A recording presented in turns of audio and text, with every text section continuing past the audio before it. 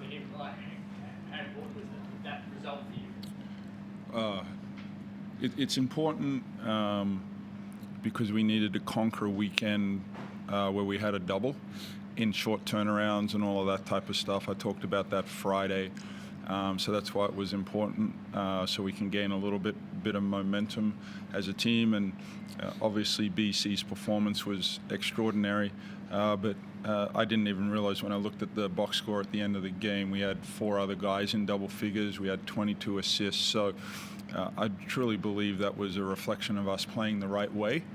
And it's great to see that someone can have a tremendous individual performance, but other guys were dialed in as well. Where does that sort of fit in your memory bank right now? Oh, like the best. He was in a great groove.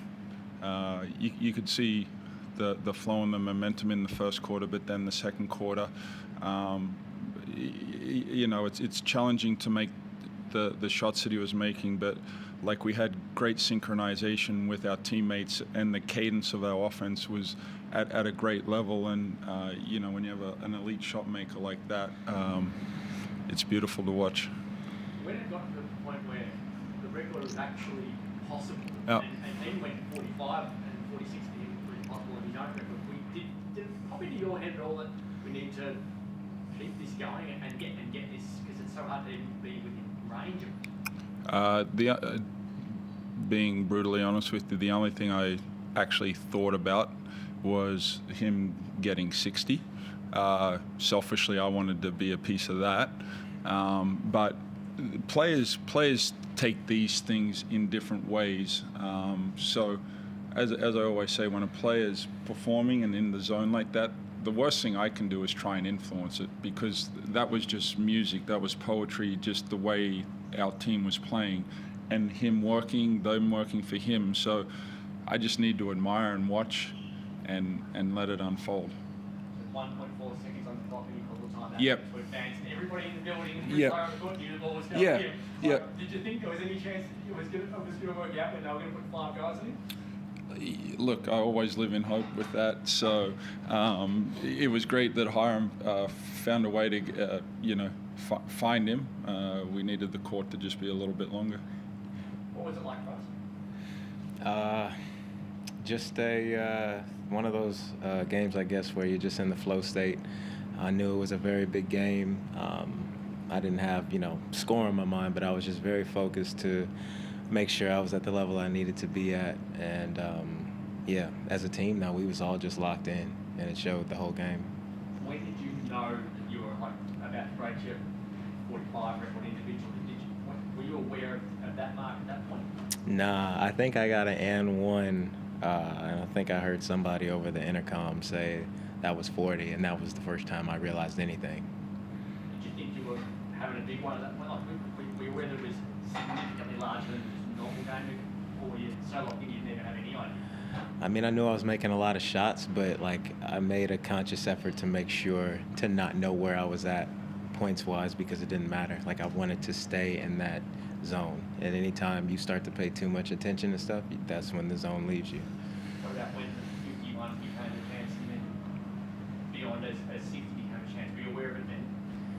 Nah, at the end of the day, as much as I was shooting the ball well, New Zealand was hitting big shots, so the game was still close. So luckily that still had my attention. Like I said, I was aware I was making shots, but as far as the points, I wasn't really paying attention to that at all. You've had so many big games, and was today a different feeling out in the court than compared to other games where you take over but you don't have that number of points? Did it feel any different?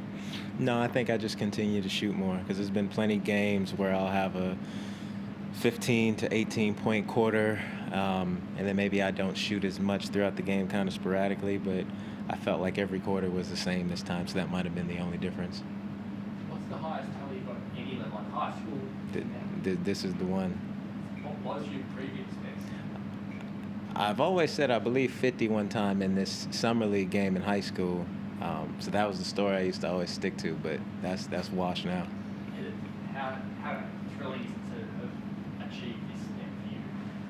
I mean, it's cool, honestly. Like, I'm never really big on stuff like this, but I think something of this significance, I'd be lying if I said this wasn't special, especially because, it wasn't something I was expecting or set out to do. So, and we won, and this was a pivotal time.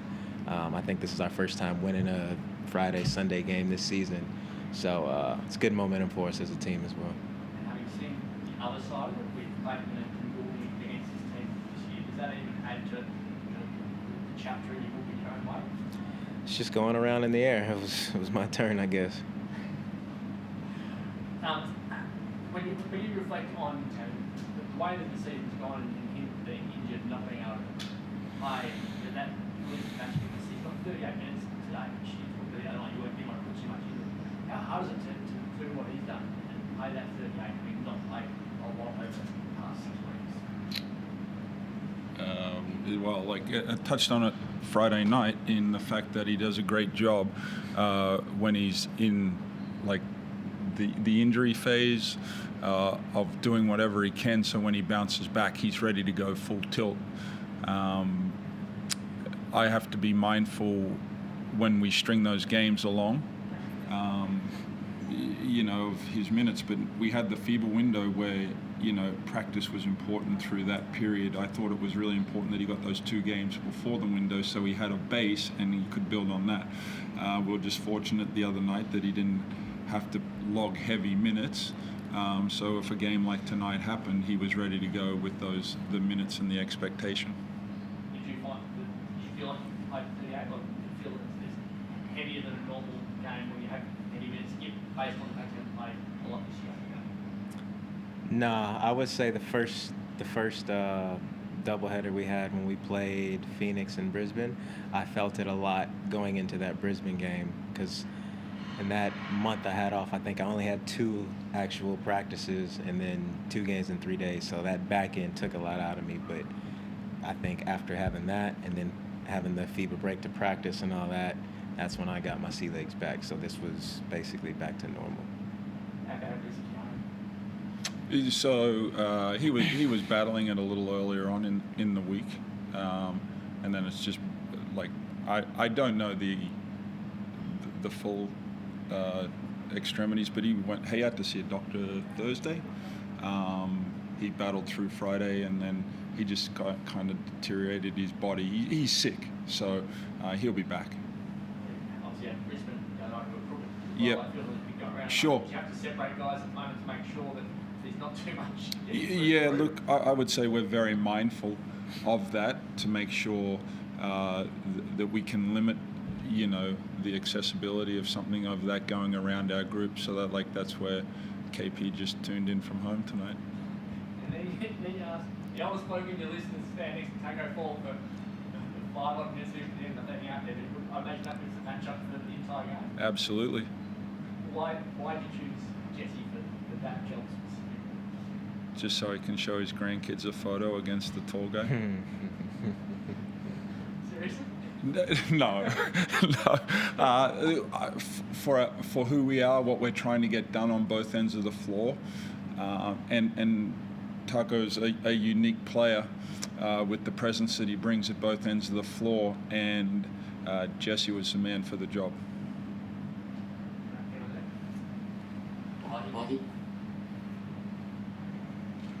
Yeah, John, you were asked after James Bateman's performance what you actually thought of that, and I thought your response at the time was pretty fair. But when it's your own player doing something so special like this tonight, do you get to enjoy it as a coach?